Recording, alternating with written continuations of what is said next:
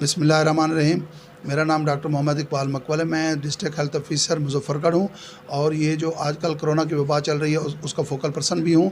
अच्छा, ये जो इरफान की बात चल रही है अलीपुर में, ये पहला केस है बदकिस्मती से हमारी पूरी अलीपुर तहसील में।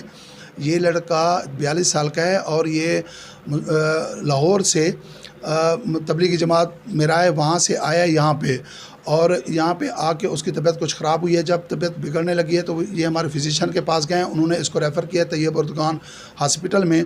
वहाँ जाके इसका टेस्ट हुआ है और वो टेस्ट पॉजिटिव आया है।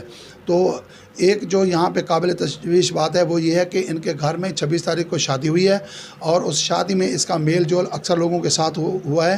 कंटेक्ट्स इसके बहुत ज़्यादा हैं, उनको हम ढूंढ भी रहे हैं और अल्लाह मेहरबानी करेगा कि उनको, वैसे मैंने उनकी फैमिली पूरी को क्वारंटाइन कर दिया है और उनके इलाके में स्प्रे भी करवा दिया है, जितनी हिफाजती तदाबीर हैं वो करा दिए हैं। आगे अल्लाह मेहरबानी करेगा। Thank you.